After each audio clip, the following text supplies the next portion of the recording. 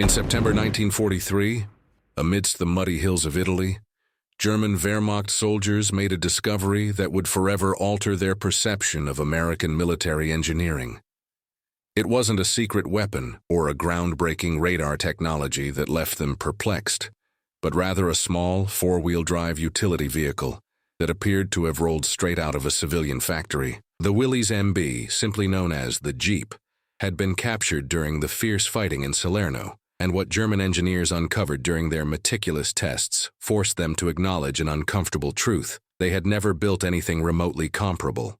While the Wehrmacht prided itself on its precision engineering and highly specialized vehicles, the Americans had created something that defied all German conventions of military design: a vehicle that was simultaneously simple and revolutionary, rugged and versatile, capable of outperforming anything the German industry had produced for similar functions. This is the story of how a small American vehicle exposed the fundamental limitations of German military design philosophy and compelled one of the world's most sophisticated war machines to admit its own inadequacy in a crucial aspect of modern warfare. The implications of this revelation would extend far beyond the battlefield, challenging deeply ingrained beliefs about industrial superiority and strategic planning. The Jeep, an unassuming symbol of American pragmatism, would become a silent testament to a different kind of power, one rooted in adaptability and mass production, a stark contrast to the German pursuit of specialized perfection. This narrative delves into the detailed observations and reluctant admiration of the German technical teams, charting their journey from initial skepticism to a profound realization that would shake the foundations of their military-industrial complex. Obergefreiter Klaus Richter adjusted his spectacles as he scrutinized the captured vehicle parked in the testing facility's courtyard in Kummersdorf, on the outskirts of Berlin. It was October 1943, and the small American vehicle had arrived after a tortuous journey from the Italian front, transported in secrecy across the Alps. Richter, a veteran automotive engineer who had worked for Mercedes-Benz before the war, had never encountered anything quite like it. The Jeep appeared almost primitive compared to German vehicles. Its lines were angular and purely utilitarian, devoid of the aesthetic refinements that characterized German engineering. Yet there was an undeniable allure in the brutal simplicity of its design that deeply intrigued the engineer. As he walked around the vehicle, Richter began to notice details that contradicted his initial impression: the sheer robustness of the frame, the evident quality of the materials, and the ingenuity of its technical solutions. The Willys L134 four-cylinder, 2.2-liter engine seemed modest in its specifications, but its construction suggested a durability that few German engines could match. The wheels, fitted with low-profile tires and aggressive tread patterns, promised traction in terrains where conventional German vehicles would undoubtedly struggle. Even more intriguing was the transmission system, which included four-wheel drive, a feature largely absent from most German military vehicles. Richter meticulously jotted down notes in his ledger, documenting every detail he observed, still not fully grasping the profound significance of what lay before him. His initial dismissive thoughts slowly gave way to a growing sense of professional curiosity, bordering on reluctant admiration for this unexpected piece of enemy technology. The first testing session commenced the following morning, with a team of 6 German engineers assembled to assess the capabilities of the captured vehicle. Hauptmann Werner Schulze, the commanding officer of the testing unit, had established a rigorous protocol. The Jeep would be subjected to the same standardized tests applied to all German vehicles, allowing for a direct comparison with the Kübelwagen, the Wehrmacht's primary utility vehicle. The initial test involved cargo capacity. The Jeep was required to transport 800 pounds of military equipment across a 5-mile obstacle course. When the engine was started, the Germans were surprised by its smoothness and remarkably low noise level. The Kübelwagen, based on the Volkswagen Beetle chassis, produced a distinctive air-cooled engine sound, but the Jeep purred with the confident hum of a well-tuned water-cooled engine. Gefreiter Hans Meller, assigned as the test driver, adjusted his seat and examined the controls. The layout was intuitive: clutch, brake, accelerator in familiar positions, but the 3-speed gear lever felt robust beyond what seemed necessary. More intriguing was the transfer lever that engaged the four-wheel drive, a system Muller had never operated before. As he engaged first gear and began to move the loaded vehicle, it became immediately evident that something was profoundly different. The Jeep accelerated with an authority the Kübelwagen had never demonstrated, and the sensation of control was unparalleled, hinting at a deeper engineering philosophy at play. The Kummersdorf obstacle course had been meticulously designed to push German vehicles to their absolute limits, incorporating steep ascents, treacherous descents, sections of deep mud, and rocky impediments that simulated the harsh conditions encountered across various theaters of war. The Kübelwagen, despite its reputation for reliability, frequently struggled in the most challenging sections, particularly when burdened with heavy equipment. Its rear-wheel drive and low-power engine severely restricted its capabilities in difficult terrain. When Muller steered the Jeep towards the first steep climb, a 35-degree incline covered with loose gravel, he engaged the four-wheel drive as instructed. What transpired next left the German observers in stunned silence. The Jeep ascended the incline without a hint of hesitation, its four wheels biting into the terrain with a tenacity that seemed to defy the very laws of physics. Where the Kübelwagen often spun its wheels and struggled, losing traction and requiring multiple attempts, the Jeep simply scaled the obstacle with relentless determination. In the mud section, the disparity became even more pronounced. The Kübelwagen, with its rear-wheel drive, frequently bogged down and required assistance to be extracted. The Jeep, however, navigated through the thick mud as if it were dry asphalt, its four wheels distributing power so effectively that it rarely lost momentum. The German engineers exchanged glances of utter disbelief, their notebooks filling with increasingly detailed observations as they witnessed capabilities that far exceeded anything they had ever encountered before. During the lunch break, the German engineers convened to discuss their initial observations. Oberingenieur Friedrich Brenner, a 20-year veteran of the German automotive industry, articulated what everyone was silently contemplating. This vehicle should not be capable of what we just witnessed.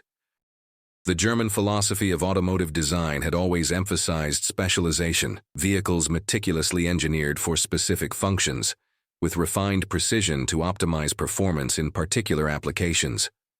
The very concept of a truly universal vehicle, one capable of excelling in multiple roles, was fundamentally alien to German thought. Brenner had dedicated years to developing specialized military vehicles, the Schwimmwagen for amphibious operations, the Stier 1500A for heavy transport, and various motorcycle models for reconnaissance. Each was, in its specific application, a masterpiece of engineering, yet none possessed the raw, unadulterated versatility that the Jeep so effortlessly demonstrated. The Americans appear to have approached the problem in an entirely different manner, Richter observed, flipping through his notes. Instead of creating specialized vehicles for each function, they created a single vehicle that can adequately perform multiple functions. This observation struck at the core of a fundamental philosophical divergence between the German and American approaches to military design. While the Germans pursued perfection through specialization, the Americans had discovered power through sheer versatility. The afternoon promised even more revealing tests, and the German engineers were beginning to suspect that their findings would extend far beyond the mere capabilities of a single vehicle. The afternoon session concentrated on durability and reliability tests, aspects where the Germans traditionally considered themselves superior. The protocol mandated that the vehicle operate continuously for 8 hours, alternating between various terrain types and load conditions. For the German engineers, this was familiar territory. Their vehicles were designed with the precision and endurance that had earned German engineering its global respect. The Kübelwagen, despite its traction limitations, rarely experienced mechanical failures during these rigorous tests. As the Jeep commenced its endurance marathon, the German observers fully expected to see signs of wear, overheating, or mechanical breakdowns that would confirm their suspicions about the inferior quality of American engineering. Hour after hour, however, the small vehicle continued to operate with a consistency that defied all their expectations. The engine maintained a stable temperature even under heavy load. The transmission shifted smoothly after thousands of cycles, and the suspension components absorbed brutal impacts without any discernible signs of fatigue. Müller, who had driven hundreds of German vehicles throughout his career, began to develop a reluctant respect for the American machine. "It's as if they designed every component to last twice as long as necessary," he remarked during a refueling break. This observation was more insightful than he realized. The American philosophy of over-engineering contrasted sharply with the German approach of precise optimization, resulting in vehicles that were inherently more robust, even if less refined in their individual components. On the third day of testing, the German team made a decisive move. They subjected the Jeep to conditions that would typically destroy conventional vehicles. They meticulously crafted a course that included 18-inch high obstacles, 3-foot-deep trenches, and sections of terrain so rugged they appeared utterly impassable. The objective was to finally uncover the limits of the American vehicle and, secretly, to confirm that even this impressive machine had significant vulnerabilities. What they discovered, however, was even more unsettling to their preconceived notions. The Jeep not only navigated through these extreme obstacles, but did so with an ease that suggested it was still operating well within its capabilities. The four-wheel independent suspension absorbed impacts that would have permanently damaged the Kübelwagen, while the four-wheel drive system allowed the vehicle to climb over obstacles that seemed utterly impossible. During one particularly challenging test, the Jeep scaled a 45-degree pile of concrete rubble, its wheels finding traction where none should have existed. The German engineers measured the incline 3 times, utterly unable to believe that a 2-ton vehicle could accomplish such a feat. Brenner, observing through binoculars, muttered to himself, "This is not possible according to our calculations." Yet there it was, before their very eyes, defying not only their expectations, but the very engineering principles that had guided their careers. The realization slowly dawned. They were not merely testing a superior vehicle. They were confronting an entirely different design philosophy that produced results their own approach simply could not match. The most startling revelation emerged during the speed and maneuverability tests. The Kübelwagen, with its low center of gravity and beetle-based design, was considered adequately stable for its intended functions. Its top speed of approximately 50 mph was deemed sufficient for a military utility vehicle. When the Jeep was tested on the Kummersdorf speed track, the results left the Germans utterly astonished. Not only did the American vehicle effortlessly achieve speeds exceeding 65 mph, but it maintained a level of stability and control that rivaled German passenger cars. During high-speed maneuverability tests, the Jeep demonstrated the ability to execute tight turns and abrupt changes in direction that would have caused most German military vehicles to overturn. The steering system responded with a precision that suggested sports car engineering, not that of a utilitarian vehicle. Müller, now completely familiar with the Jeep's controls, performed a series of high-speed evasive maneuvers that left the observers speechless. "It's like driving a race car that can climb mountains," he reported after the test. This unprecedented combination of extreme off-road capabilities with respectable on-road performance was something no German vehicle had ever achieved. The engineers began to realize they were not just dealing with a superior vehicle in specific categories, but with a machine that completely redefined what was possible in military vehicle design. Their notes, initially technical and objective, began to include observations that bordered on reluctant admiration, a testament to the Jeep's undeniable prowess. On the 4th day, Brenner made a decision that would fundamentally alter the nature of the tests. Instead of continuing to compare the Jeep solely with the Kübelwagen, he opted to pit it against some of the most advanced German military vehicles available. A Schwimmwagen was brought in for amphibious capability comparison, a BMW R75 with a sidecar for mobility assessment, and even a Steyr 1500A for cargo capacity comparison. What ensued was a series of confrontations that systematically demolished German assumptions about their technical superiority. Against the Schwimmwagen, the Jeep could not operate in water, but in every other aspect: speed, maneuverability, cargo capacity, reliability. It significantly outmatched the German amphibious vehicle. Against the BMW R75, one of the world's most advanced military motorcycles, The Jeep offered vastly superior cargo capacity, weather protection, and comparable off-road capability, sacrificing only maximum speed. Against the Steyr 1500A, the Jeep carried less absolute weight, but demonstrated mobility in terrains where the larger German vehicles simply could not operate. Even more disturbing was the realization that the Jeep cost a mere fraction of the price of any of these specialized German vehicles, while offering 80% of their combined capabilities in a single versatile package. The German team began to grasp that they were confronting not just superior engineering, but a production philosophy that made such engineering accessible on a massive scale, a stark contrast to their own specialized high-cost approach. The detailed analysis of the Willys L134 engine revealed aspects of American engineering that were particularly illuminating for the German technicians. When they disassembled the engine for inspection, they fully expected to find inferior components, cheap materials, and loose tolerances that would explain the vehicle's lower cost. Instead, they discovered a masterpiece of pragmatic engineering that challenged their deeply held conceptions about quality versus cost. The engine block was cast from high-quality iron with thick walls that provided exceptional durability. The pistons were forged, not cast, indicating a deliberate attention to strength under stress. The lubrication system was robust, featuring a high-capacity oil pump and filters that exceeded typical German specifications. Even more impressive was the elegant simplicity of the design.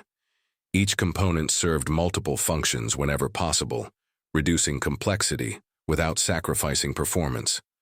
The cylinder head, for instance, integrated multiple functions into a single cast piece, eliminating potential joints and points of failure. Richter, examining the components under a magnifying glass, observed, "They achieved simplicity without sacrificing quality." Each part is more robust than necessary, yet the overall design is simpler than any comparable German engine.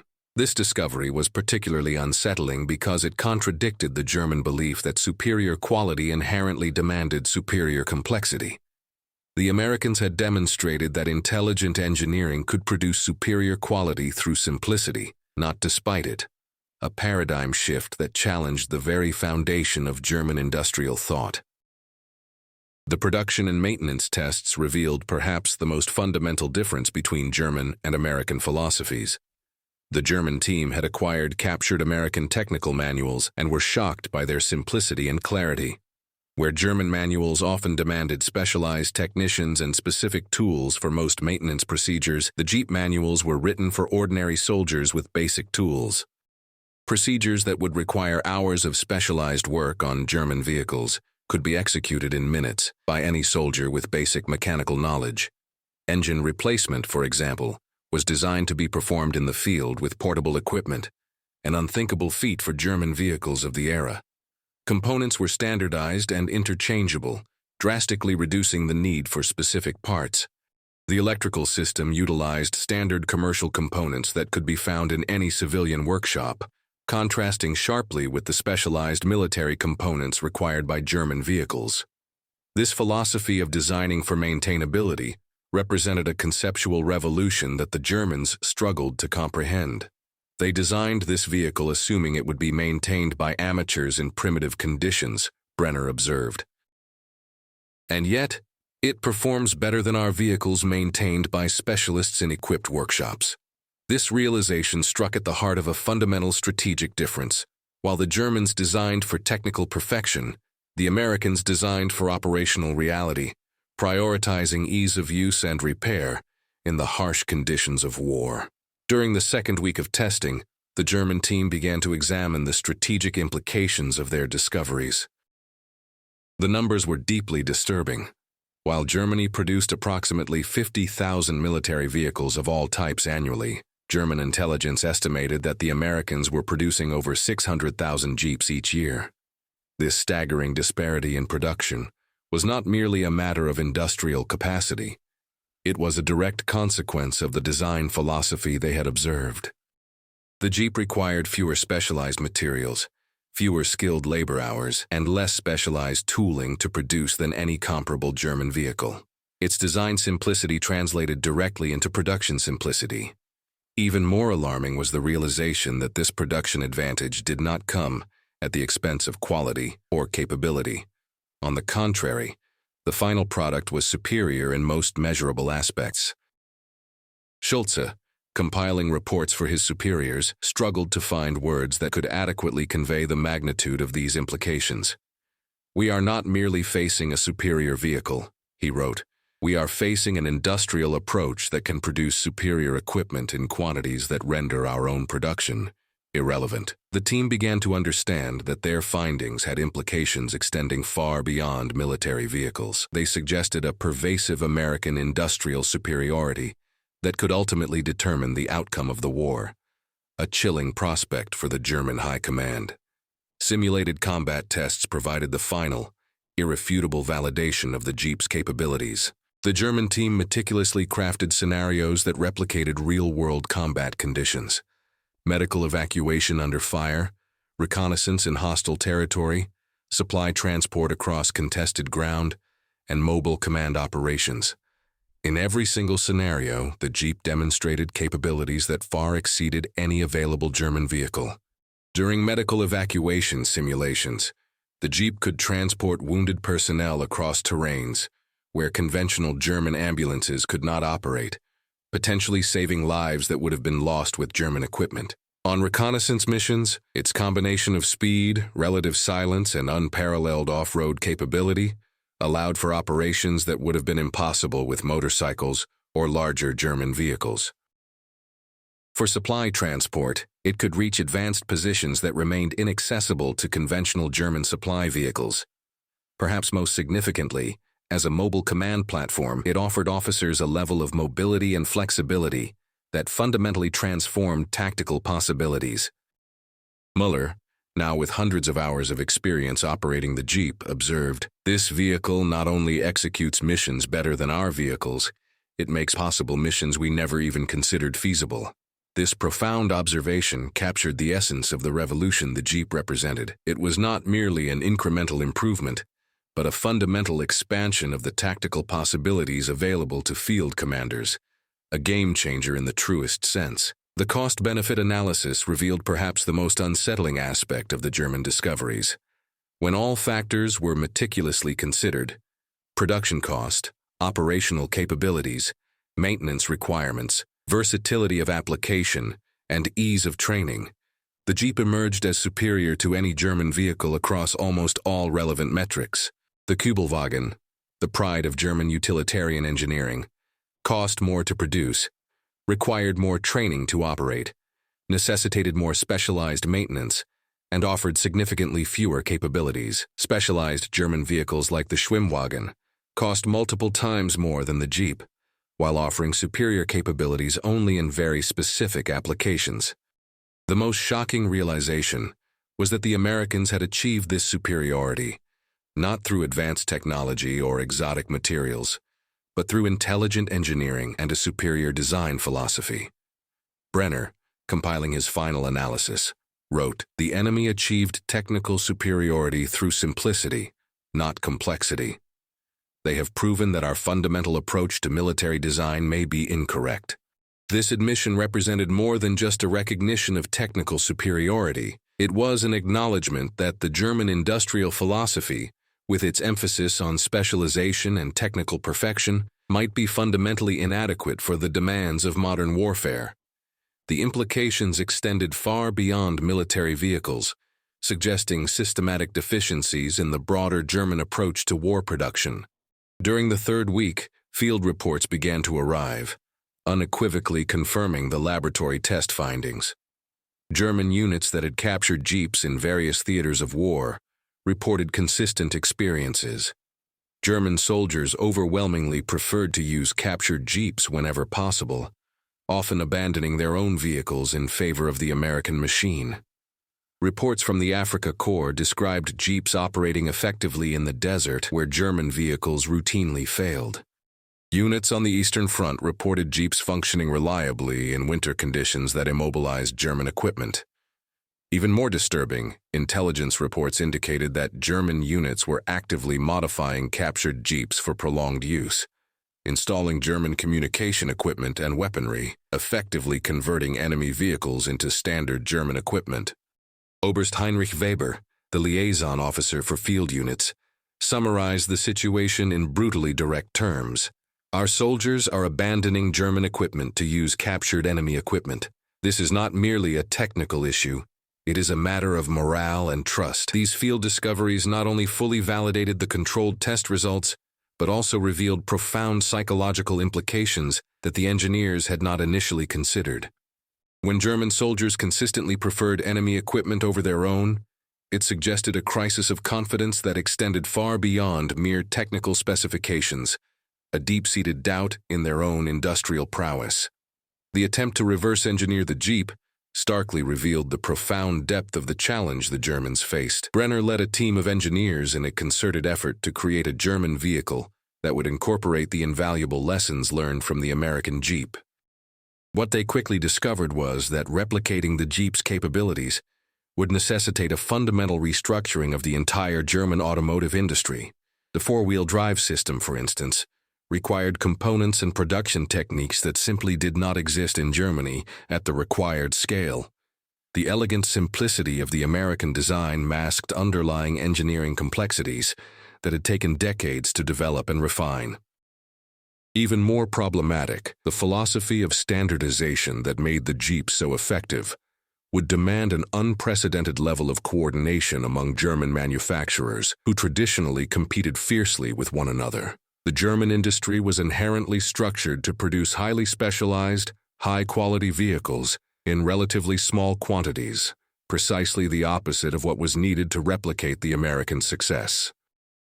When the team finally produced a prototype that incorporated some of the Jeep's characteristics, they found that it cost 3 times more to produce than a standard Kübelwagen, while still failing to match the capabilities of the original American design. "We cannot simply copy this vehicle," Brenner concluded in his report. "We would have to rebuild our entire industry to produce something comparable." This realization was devastating. Not only were the Germans technically behind, but their very industrial structure prevented them from achieving parity, a strategic disadvantage of immense proportions. The final tests focused on extreme, long-term durability. The Jeep was subjected to 1,000 hours of continuous operation under conditions that simulated years of intensive military use. The German team fully expected this ultimate test to finally expose the fundamental limitations of the American design. After 500 hours, the engine was still operating well within normal specifications. After 750 hours, only routine maintenance had been required. When the 1,000-hour test was completed, the Jeep was still functioning like new, with minimal wear on critical components. For comparison, a Kübelwagen subjected to the same testing regimen had required 2 complete engine rebuilds and the replacement of multiple transmission components. The Jeep's durability was not merely superior, it was superior by a margin that defied rational explanation. Richter, examining the engine after the durability test, observed, "This engine appears to have been designed to last the entire war without a rebuild." This observation proved more prophetic than he realized. American records would later confirm that many Jeeps operated for the entire duration of the war with minimal maintenance. The exceptional durability was no accident, but the direct result of a design philosophy that prioritized operational reliability over production efficiency. The Germans had optimized for maximum performance. The Americans had optimized for sustained operation under adverse conditions. The stark difference in results was undeniable, a testament to divergent engineering priorities. The strategic implications of the German discoveries became chillingly clear when the team compiled their final reports. The Jeep represented more than just technical superiority. It embodied a fundamentally different approach to industrial warfare that the Germans, with their existing structure, simply could not match. The American capacity to produce hundreds of thousands of superior vehicles annually, while Germany struggled to produce tens of thousands of inferior vehicles, suggested an industrial disparity that could prove decisive. Even more alarming, the American design philosophy, simplicity, durability, ease of maintenance, versatility, was ideally suited for prolonged warfare, whereas the German approach of specialization and technical perfection was better suited for short, decisive conflicts. Weber, compiling reports for the High Command, wrote, "The enemy has demonstrated the ability to produce superior equipment in superior quantities using inferior resources. This advantage may be insurmountable if the war continues." His words proved tragically prophetic. The Jeep's superiority was not merely a matter of engineering, it was a symptom of a broader American industrial superiority that would manifest across all aspects of war production. The Germans had discovered not just a superior vehicle, but undeniable evidence of their own fundamental industrial inadequacy, a truth that would haunt their strategic planning. The final report from the Kummersdorf team was delivered to the German High Command in November 1943, and its conclusions sent shockwaves through the military hierarchy.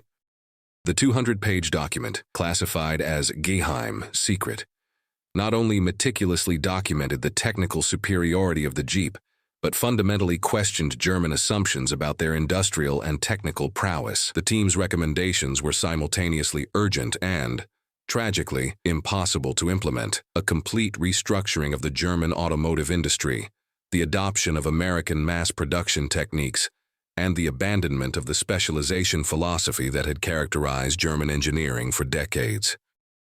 General der Artillerie Friedrich Olbricht, responsible for the Reserve Army, summarized the agonizing dilemma in a meeting with senior officers. "They have shown us that our entire approach is wrong, but we cannot change our approach without losing the war in the process." This observation perfectly captured the paradox the Germans faced. They recognized the undeniable superiority of the American approach, yet they could not adopt it without dismantling their own existing production capacity, a move that would cripple their war effort. The report was ultimately filed away and classified, its findings deemed too demoralizing for widespread circulation. But for those who read it, the implications were stark. Germany was confronting an enemy with a fundamental industrial superiority that made German victory increasingly improbable. In the months following the Kummersdorf report, evidence of American superiority continued to accumulate relentlessly. Intelligence reports documented not only the massive production of Jeeps, but also the application of similar philosophies to tanks, aircraft, ships, and armaments. The Sherman tank, initially dismissed by the Germans as inferior to their formidable panzers, demonstrated the same potent combination of simplicity, durability, and ease of production that characterized the Jeep. American aircraft like the P-51 Mustang and B-17 Flying Fortress exhibited similar patterns: robust design, mass production capabilities, and operational effectiveness that often exceeded more complex German equipment. The realization gradually settled in that the Jeep was not an isolated anomaly, but rather a representative symbol of an American industrial revolution that was fundamentally transforming the very nature of modern warfare. Brenner, now working on desperate projects to improve German vehicles, noted in his personal diary, "We thought we were fighting American soldiers. In truth, we are fighting American factories." This profound observation captured the essence of the paradigm shift that was occurring. War had become as much about industrial capacity as it was about military prowess, and in this new form of conflict, the Americans had demonstrated overwhelming superiority. The small, unassuming Jeep had revealed a truth that would forever change the German understanding of the nature of modern warfare and their own place within it. When the war finally concluded in May 1945, over 640,000 Jeeps had been produced by the Americans, equipping not only American forces, but also allied nations across every theater of war. The vehicle that had so profoundly shocked German engineers in 1943 had become ubiquitous, operating in African deserts, Pacific jungles, European fields, and Italian mountains. Its unparalleled versatility and rugged durability had been validated on a global scale, confirming every single discovery made during the German tests. For the Kummersdorf engineers who survived the war, the Allied victory came as no surprise. They had witnessed the undeniable evidence of American industrial superiority 2 long years before the conflict's end. Richter, working diligently on the reconstruction of Germany's post-war automotive industry, frequently reflected on the enduring lessons of the Jeep. "We learned that superior engineering is not about making things more complex," he wrote in his memoirs. "It is about making simple things work perfectly." This invaluable lesson, profoundly learned through the meticulous study of a small American vehicle, would profoundly influence the renaissance of German industry in the decades that followed. The Jeep had taught the Germans that true engineering excellence stemmed not from the relentless pursuit of technical perfection, but from the creation of robust, adaptable solutions that consistently performed in the unforgiving crucible of the real world. It was a lesson that would transform not only how they designed vehicles, but how they understood the very nature of technological innovation and industrial strategy.